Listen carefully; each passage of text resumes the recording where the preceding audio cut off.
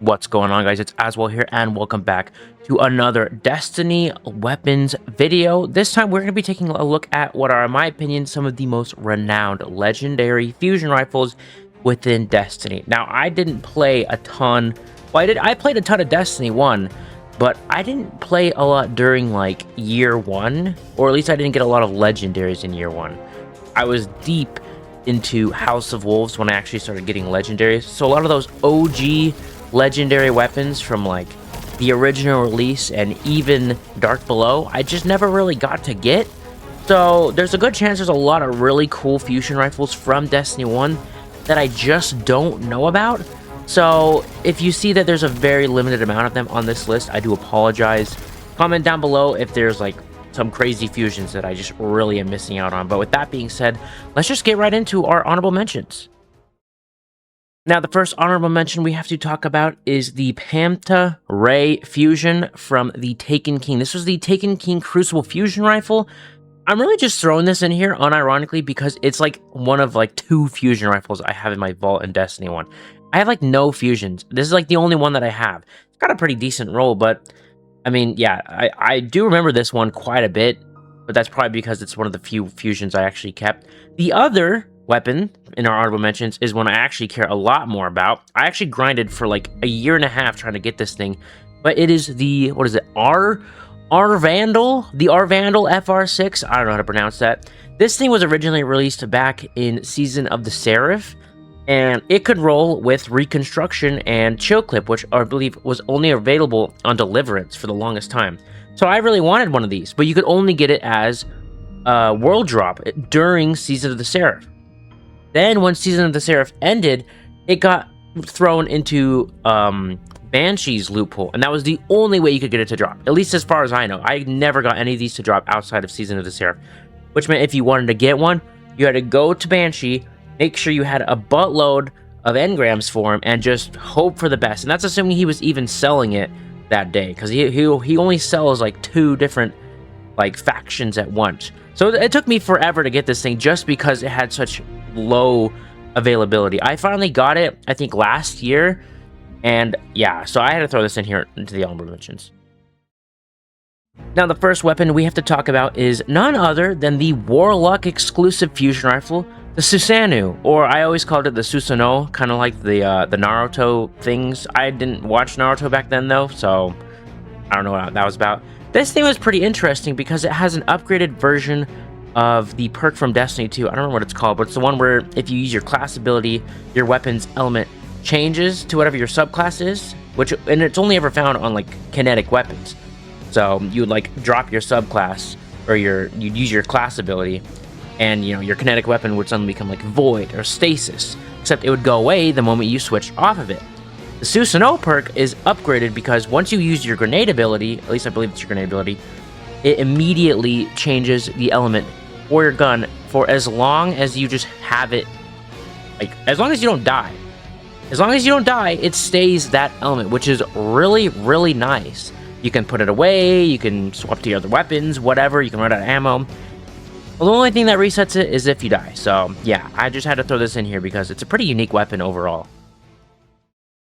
The next weapon we have to talk about is main ingredient. Now, specifically, we want to look at the main ingredient from the Forsaken DLC. The reason why is because sometime in like 2019, I believe, Xur sold a God Roll main ingredient. This thing was just insanely OP.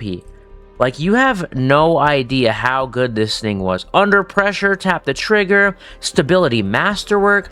This thing was insane. I think he sold it, like, again, several months later. Either way, this thing was stupidly OP. Like, this combo was so broken, I'm pretty sure they, like, nerfed main ingredient specifically just to prevent it from being so powerful. And even then, it's still a super strong weapon. This thing dominated the Crucible for, like, ages. I mean, if you didn't get one, like, suck to suck. This thing was, like, one of the best weapons you can get. So good. I still have my original one, and I still whip it out every now and then. It's actually one of my Crucible weapons with the most amount of kills, which isn't a lot. I like to switch my weapons up constantly because I get bored of my weapons really fast.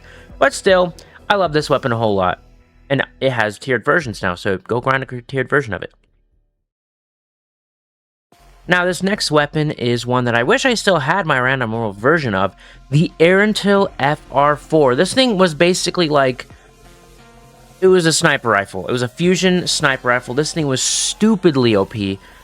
It was just, you could just map people. Like, it was insane how strong this thing was. I remember dealing with this so much back in Forsaken, and like, if you thought that the main ingredient was bad, this thing was like 10 times worse. And I never got a god roll of it, which sucked because I wish I could have gotten a good roll of it. So I don't have any random rolls. This is just the original one, which I actually did use a bit. It actually isn't that bad. I might even just use it for casual Crucible sometime soon. But yeah, Didnt was stupidly OP. You could map people from super far away. I'm not sure how effective it would be now, since back then it shot 7 bolts. Now high impact shoot 5 bolts. So whether that means you'll actually be more consistent because the bolts do more damage, or because you miss a shot that reduces your overall damage so you won't get one shots.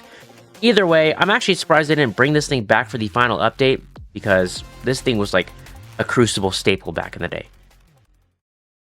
Next up is a weapon that I am also just so surprised that they never brought it back, because it's a sick freaking gun. In fact, I think this is the only Same 14 weapon that never got brought back in any content drop, which is of course Gallant Charge.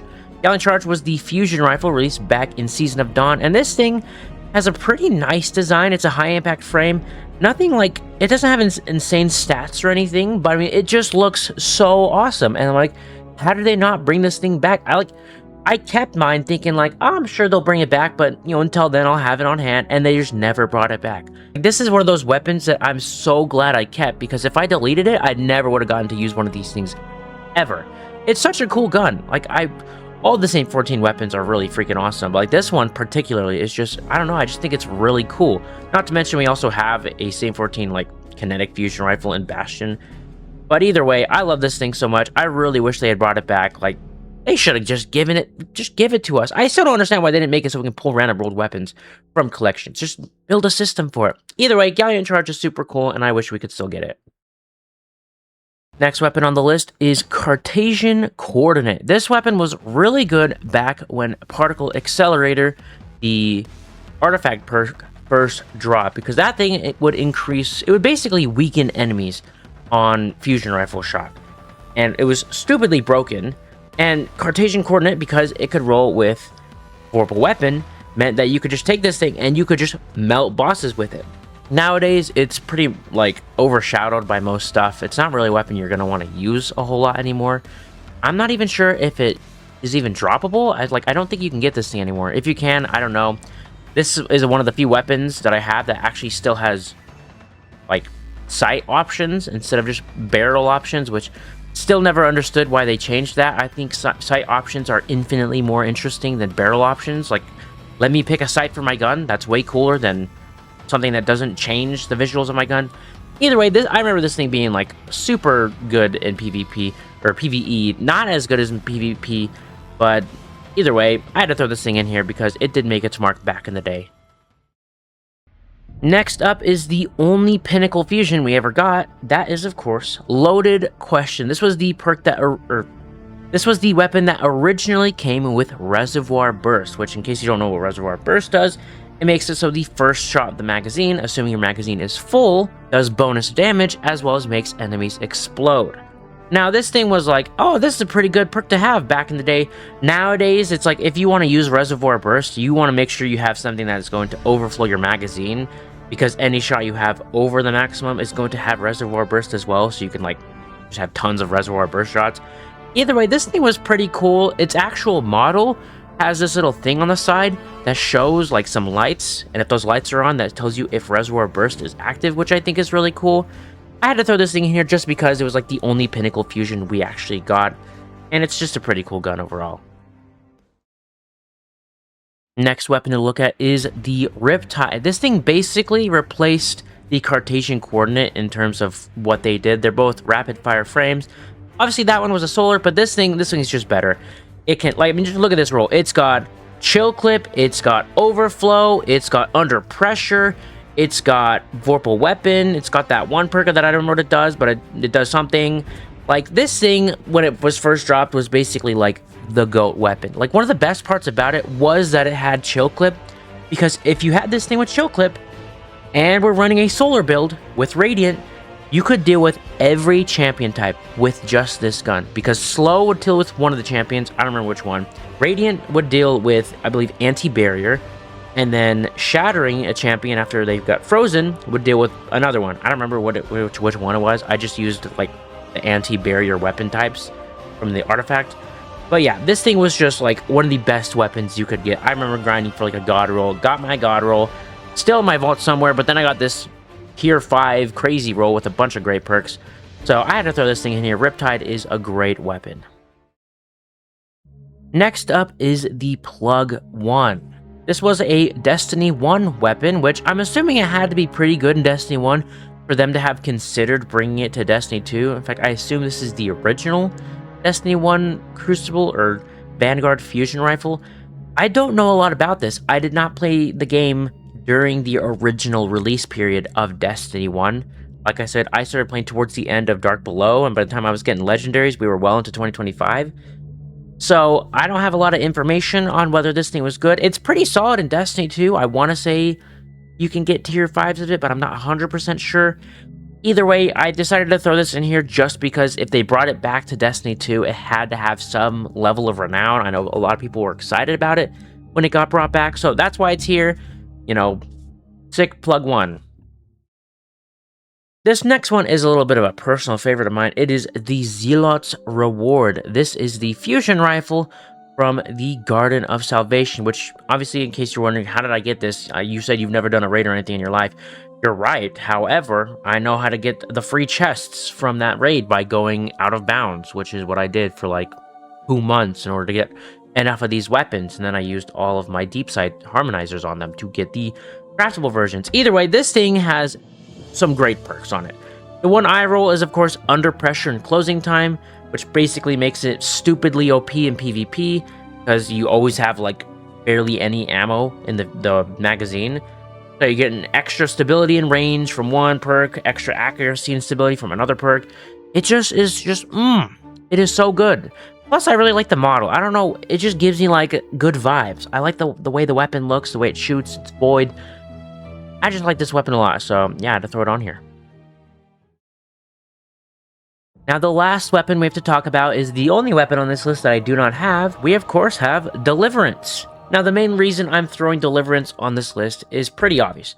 This was the first non-exotic fusion rifle we ever got in the kinetic slot. This was the first stasis fusion rifle, which made it very, special. In Destiny, fusion rifles had always been energy weapons, which meant they could never be in the kinetic slot. And no, I'm not including Vex Mythal class. Yes, it's a fusion rifle, but it's basically a freaking auto rifle. Either way, though, this thing was very special. I remember when it first dropped, and I'm like, that is so cool. A freaking a kinetic weapon fusion rifle. I could have a fusion rifle in my kinetic slot and have, like, a different, like, a solar hand cannon in my secondary slot or whatever. Like, this thing was super cool. Plus, it could roll with Chill Clip and Reconstruction, like the weapon from the Honorable Mentions, which was a stupidly OP combo to have. I mean, Chill Clip is active all the way until, like, halfway to the magazine. I mean, I'm pretty sure it actually activates as long as you're at or above halfway. So if you have a 6-round magazine, you'll still have Chill Clip at 3 rounds, which means 4 of your 6 rounds will have Chill Clip. You throw on Reconstruction, you're going to have 12 rounds in that thing. That's, what? Like, a lot of shots. I don't know. I'm not doing the math on that. That's too much math for me right now. Either way, Deliverance is a very special weapon, just as far as Destiny goes in general. So, I had to throw that on here.